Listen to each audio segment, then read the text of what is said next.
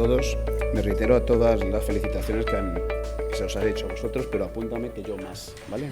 Pues si no. Muy bien. Vamos a tratar este tema, que es la cirugía robótica, qué papel tiene cuando estamos ante una rodilla que llamemos compleja.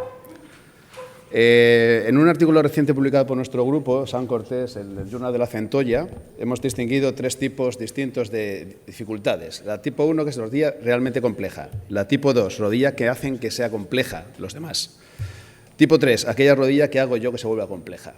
La de tipo 2 es el típico caso en el que el MPS te fías de él, te ha colocado una serie de reparos, lo miras por encima porque ya es el 4 de la mañana, vas con prisas y resulta que caes en la cuenta que puede haberse hecho mejor. Confías en otro y al final lo sufres tú. Empiezas por poli de 9, terminas en poli de 13 sin saber muy bien por qué pasó. Y en casa te llevas dando la vuelta y no lo entiendes todavía. La tipo 3, ejemplo típico. Estás haciendo una unicompartimental con Mako y te estás volviendo loco en un círculo vicioso de intentar modificar la actitud en biflexión, te tocan los 2 factores, la extensión y la flexión, y vuelves a empezar, y vuelves a empezar. Y esa es la rodilla que se ve compleja por culpa de uno mismo. Pero ya entrando un poquito más en serio, ¿qué indicadores de complejidad tenemos cuando tenemos una artroplastia de rodilla que vamos a enfrentar con Mako? Puede haber caída de efectos óseos, no es ningún problema porque los ves venir porque vamos a hacer un TAC antes y por tanto esto es raro que nos pille desconcertados. Las deformidades, obviamente una telemetría en carga te va a poner de manifiesto si estas son de alguna manera metafisarias y hasta cierto punto manejables con alineamiento in situ o en la posición donde tú estás operando, o diafisarias extraarticulares donde te puedes plantear hacer otro tipo de cosas antes de meterte con una prótesis. Otro criterio de complejidad en una prótesis de rodilla sería la laxitud, o sea, recurvados, por ejemplo, o la rigidez de las partes blandas que hacen que las deformidades sean muy estructuradas, que no corrijan y que te pongan en el brete de decir, sigo para adelante, libero y sigo cortando, o incluso sea tan rígida la rodilla que no permita su flexión y por tanto tengas que, para equilibrar las brechas, tener que hacer algún tipo de ajuste, como cortes en midflexion para poder hurgar atrás lo que correspondería a los osocitos posteriores y seguir balanceando la rodilla. En este caso, primero se opta por balancear en flexión y luego balancearíamos en extensión cuando has quitado todos los osocitos por detrás. O en aquellos casos donde hay un material de osteosíntesis retenido y obviamente tienes que ver si hay conflictos. No hay problema porque el MPS te lo dice. Esto corresponde a mi charla de casos así un poco fuera de lo normal, que considero ya un poco quemada, pues la he presentado 2 o 3 veces en distintos foros. Esto pueden ser casos típicos, pacientes con varos metafisarios por deformidades complejas, donde tienes que encima son rígidos, con este paciente apenas doblado a 50 grados, tienes que acabar haciendo tu prótesis con Mako, que donde ya se ven que hay unas brechas que aparentemente, no sé si por la postura de quien lo coge o tal, no parecen muy simétricas, que has tenido que hacer un alargamiento UY del cuádriceps para que pueda flexionar. Esto es una prótesis realmente compleja. Puedes llegar a colocar un alineamiento que te parezca razonable, pero en el fondo, por otro lado, está la funcionalidad que consigues después de la cirugía. Por tanto, la pregunta, ¿es Mako la solución perfecta para afrontar una cirugía compleja? Pues yo dándole muchas vueltas he llegado a pensar que realmente depende de las barreras que tú te pongas. O sea, depende de la filosofía de alineamiento que se siga. Imaginaos un varo tremendo al que queréis alinearlo mecánicamente. Probablemente o liberéis algo la parte interna o vuestros cortes mecánicos no van a quedar muy allá. Por tanto, es tanto más difícil en un gran porcentaje de estos pacientes en función de qué filosofía de alineamientos sigáis y cómo eres de laxo en las barreras que te propones. Y ese es un tema sobre el que voy a filosofar un poquito en las siguientes diapositivas. Esta es mi evolución. Hace 4 años, hemos recién cumplido 4 años del uso de Mako en la clínica, que llevamos como aproximadamente unos 2.400 casos y en rodilla empezamos a saco desde el principio, pero muy tímidamente, porque no que estamos catando una especie de aparato que consideramos casi un prototipo para nosotros, y estas cifras que veis aquí eran los valores que nos permitíamos cuando hacíamos alineamientos y formaban parte de una aplicación que nos dieron antes de que llegara el Mako para que nos fuéramos familiarizándolo con la interfaz y que pudiéramos jugar a colocar los componentes correctamente. Yo a veces me presento, ahora de la pista atrás, diría, ¿esto que era realmente? ¿Lo llamamos alineamiento funcional o era más bien un mecánico ajustado? No voy a meter en más porque el que viene después va a hablar de los temas de los alineamientos. Entonces, esto es lo que hacía yo ante casos, entre comillas, complejos, cuando tenía solamente estas barreras tan estrictas. Un caso que parece que tiene un alineamiento neutro, que en el fondo no era más que un osteocondroma de la osteocondrosis múltiple que hacía que la cadera no la pudiera poner mirando al frente y en el fondo era un valgo, que cuando llegas a la cirugía te encuentras que hay zonas deficitarias de apoyos y que tú tienes que buscarlos y no se te ocurre otra cosa nada más que aumenta la brecha hasta que haya apoyo, fijaos la deformidad previa que tenía el paciente y que terminas dando cortes un poco en el límite, como veis, valgos de hasta 2, valgos de la tibia hasta 1, comiendo un medio milímetro más de lo que te dicen los topes y un poco con la sensación de decir, yo creo que aquí la he liado, ¿no? Bueno, pues este es el caso. Presentas las cirugías, las lograbas balancear, con brechas 18, es decir, lo que equivaldría a un polietileno de 9, tanto en flexión como en extensión, pero ¿a costa de qué? De liberar, en este caso, toda la parte externa, popliteo y ligamento lateral externo. ¿Y el resultado final? Pues aparentemente, como lo dejamos. Pero ¿qué ocurre? Empiezan uno a meterse en este mundillo y empiezan a aparecer una serie de artículos que van, de alguna manera, poniendo de manifiesto que, en el fondo, estamos en un mundo en el que estamos entendiendo que los morfotipos de cada persona son distintos, y no solamente de la humanidad en sí, sino dependiendo de aspectos locales como las razas, según en qué países, y eso está todavía por desarrollar. Tenemos que, en el fondo, probablemente estamos intentando, con una especie de mente antigua, intentar alinear las prótesis con un concepto moderno, y entonces cuando entramos en conflicto, yo por lo menos, probablemente todo el mundo tengáis la misma historia hasta que recibáis la epifanía, y entonces en ese caso os lanzaréis. Y en este sentido, pues Lustig es uno de los que están liderando esto. Lustig, Benditoli, siempre se firman unos con los otros, con lo cual todo multiplica su número de trabajos, que está bastante bien. Y de alguna manera esto es lo que ahora mismo ellos, de alguna manera, ponen de manifiesto. La rodilla entre varo y valgo puede aceptar una serie de barreras. Fijaos hasta dónde llega, digamos, la barrera, hoy por digamos, más moderna. Sería puedes corregir por cortes. Bueno, primero es que no sé si, que a lo mejor he ido muy al grano. Con MACO se hace alineamiento funcional. Alineamiento funcional significa básicamente que respetamos las partes blandas, intentamos colocar dentro de unas barreras, alinear los cortes, de manera que generemos una brecha, tanto alineada en flexión-extensión, sin salirnos de un eje global determinado, contado a grandes rasgos.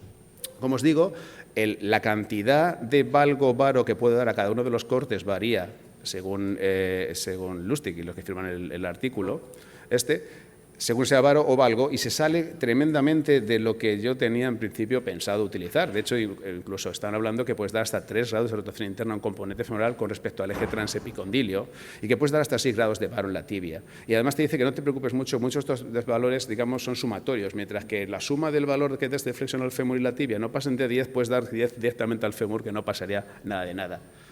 ¿Qué buscan? Pues de alguna manera están buscando que se conserve el alineamiento, la orientación de la interlínea, con el fin de seguir esta especie de disciplina que se ha creado forzosamente para admitir que existen personas que tienen morfotipos distintos entre sí. No sé dónde nos va a llevar, pues en este caso estamos de alguna manera siempre con el dilema si no estamos reproduciendo el problema que dio lugar a que ese paciente tuviese una artrosis, y que esto, utilizando implantes que son antiguos, que estaban pensados para hacer alineamientos clásicos, ¿qué va a pasar con la durabilidad de estos implantes a medio plazo? Y con alturas de interlínea de más o menos 3 grados con respecto a la interlínea nativa. Para los valgos, pues de alguna manera también se propone que puedes tener, digamos, estas ventanas de oportunidad de dar cortes para lograrlo. Muy parecidas, solamente lo tengo.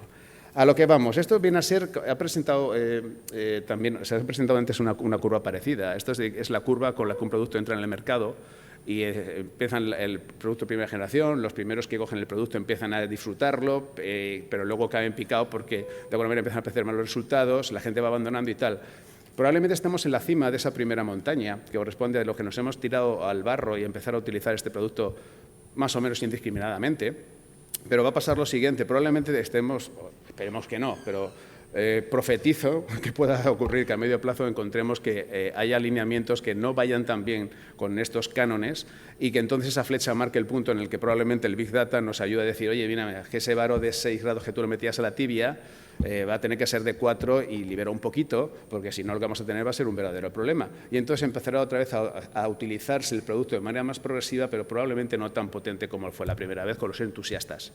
Ejemplo de un paciente que operé el otro día. Es un paciente, 80 años, 14 grados de varo, viene a la consulta para que le pongamos la prótesis.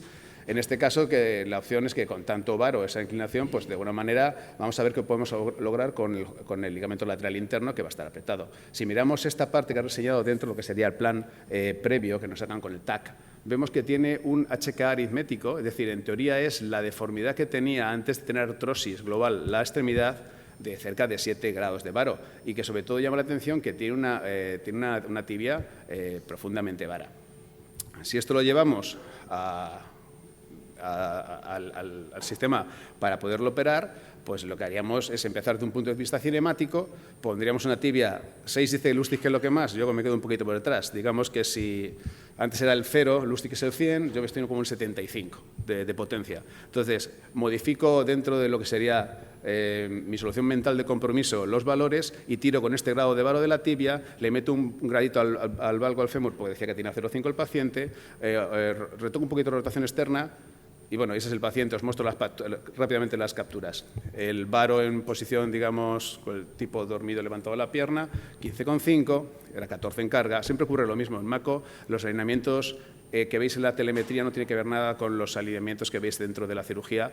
Hay variación y hay artículos que ya hablan de ello. Una laxitud medial de medio milímetro, una laxitud lateral de 4,5 milímetros e inflexión a laxitud global de 2,5 milímetros. Esto transportado a las gráficas hace que, bueno, a margen de que veis que la flexión está todavía sin retocar la flexión, no hice la instantánea en ese momento, hay que achicar espacios entre flexión y extensión para equilibrar a este paciente partiendo de un punto de vista de cortes cinemáticos.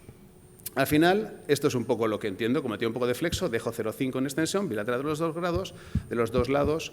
Lo que era valgo en fémur me obliga a pasarlo a varo si quiero equilibrarlo sin liberar nada de nada. Entonces, en el fondo estoy yendo hacia cinemático, intentando conservar el fenotipo CPAC correspondiente al paciente. No, realmente las partes blandas me están llevando donde ellas quieren. Entonces, bueno, de alguna manera, pensemos que un alimento estrictamente funcional prácticamente no hay nada que envidiar, yo creo que a un cinemático restringido, de alguna manera. Bueno, en definitiva, este paciente, así, sin liberar nada por dentro, alcanza una corrección de 7 grados de varo. Él constitucionalmente tenía 6,9. Bueno, pues de alguna manera os recuerdo que está así y tiro para adelante y voy y lo hago. ¿Por qué? Porque tiene 80 años y quiero ver qué pasa con estos pacientes. Probablemente el implante, como es mayor, no lo gaste, ¿no? ¿Sabes? Y se la afloje pronto. En definitiva, el paciente, cuando fui a verle ayer por la mañana para darle el alta, estaba en 90 grados, no tenía dolor. Entonces, claro, ¿qué hubiera pasado si yo me pongo a alinearle con otra filosofía? Le libero totalmente todo de medial, le calzo un polietileno grandote, le equilibro a lo que yo clásicamente estaba a gusto en el margen de los más menos 3 y el tío con un hematoma, dolorido, cojete. No sé, a lo mejor, como decía, hay que individualizar qué tipo de implantes, ICR, PS, qué tipo de paciente eliges para un alineamiento y otro. Y ahí yo todavía no me lo sé. Artículos que salen a la búsqueda de qué estamos haciendo o cuál es nuestra zona segura para transitar hacia el nuevo sistema en el que podamos extralimitarnos en los antiguos conceptos. Pues, lógicamente, se ha quedado obsoleto esos grados de zona segura de más o menos 3 grados porque obviamente estamos ahora en otra liga. Por tanto, o nos involucramos absolutamente y seguimos en teoría estas opiniones de expertos, por el fondo no hay ningún trabajo de evidencia científica que te diga que eso sea mejor que lo que tenemos en cuanto a durabilidad, esperemos que sea mejor en cuanto a sensación de que los pacientes se encuentren mejor de la rodilla, pero en el fondo estamos siguiendo opiniones de expertos, seamos realistas. Y que obviamente todos se preocupan de que, bueno, pues a ver si con esto podemos lograrlo, pero todos dando alertas soterradas que simplemente son los mismos que están apostando por los alineamientos más extremos. Otra vez Lustig aquí en este trabajo. Y por tanto, y lo último, que ya lo he vislumbrado antes, es decir, finalmente es que estamos teniendo implantes de otra era para conceptos que son actuales y distintos. A lo mejor hay que empezar a hacer, si quieres hacer un elemento más funcional, tienes que tener un implante tipo medial pivot y tienes que entender las cosas de otra manera. Y ahora ya a lo que venía a hablar de la charla, que es lo que a mí me considero que son las deformidades más difíciles de hacer, y básicamente con y sin Mako. O sea, Mako te ayuda en estos, pero Mako no te da la solución tampoco. Son las extraarticulares. Cuando quieres corregir intraarticularmente las deformidades que son extraarticulares.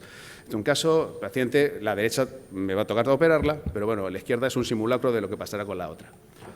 Sevaro, material osteosíntesis retenido, con una oleos, no sé si se quedan los números, básicamente es varo, pero como el paciente está deformado, no tenéis que tener tan en cuenta los ángulos estos de los ángulos proximal, tibial y lateral distal del fémur. De estos casos yo parto del alineamiento mecánico a cero, intento desviarme lo menos posible de lo que sería el eje mecánico que el tipo tiene. Obviamente no es de aplicabilidad cualquier tipo de alineamientos cinemáticos o de otra índole. Estas son después de hacer las captaciones de laxitudes medial y lateral, lo que se obtiene en este caso. Esto es lo que se propone como solución de compromiso para no entrar todo el rato en el bucle de si esto lo arreglo, lo otro se me va, hace un comportamiento a veces paradójicos de las brechas, me obliga a darle a una rotación interna al componente de 2 grados, cosa que anteriormente ni de coña me lo hubiera propuesto, el varo dentro de los límites que se aceptan hoy en día y aceptar unas laxitudes que son las mejor que puedo obtener, si no libero ningún ligamento. Esos son los cortes que doy dentro de órdenes y el alineamiento que saco. 5,5 de varo y que admito. El control. Otro caso, ya el último. Paciente que probablemente por la migración que ha tenido esa grapa y lo antiguo que parece fue una grapa puesta en su pubertad, en un intento también probable de que la pierna no le quedara tan valga como le quedó la otra, es decir, se pasó a la osteotomía y en el fondo pues el cora está ahí en la metafisodiáfisis, no es un problema metafisario. Bueno, pues nos metemos con el maco con él. Estas son las pantallas, os reseño que básicamente lo que necesitó es una suelta total de todo el ligamento lateral interno circunferencialmente hasta el córner posteromedial, rotaciones externas, varos en el componente, en aquella época no pasaba de los 3 y además no tiene ningún sentido porque está tan alterada la anatomía que tienes que pensar que aquí se trata de intentar balancearla lo más cercano o alrededor del 0 que sea capaz uno soltando ligamentos, no tiene otra manera de hacerse. Ese es el resultado global que se obtuvo y un paciente que la verdad no estaba muy satisfecho con la cirugía. Probablemente ya venía tocada su morfotipo, se lo hemos vuelto a tocar y ahora seguramente hasta encuentre una rodilla que es distinta, acostumbrado a esa inclinación que tenía. Desde el punto de vista de te lo enseño no queda mal, desde el punto de vista funcional, pues la verdad que no es para tirar cohetes. En definitiva, y para finalizar, Mako te puede dar precisión, pero lo que no te va a dar es el criterio lo pones tú. Y sobre todo cuando estamos hablando de temas extraarticulares, que para mí son las más difíciles, tienes que tener claro dónde quieres ir, porque si no cualquier camino te lleva. Muchas gracias.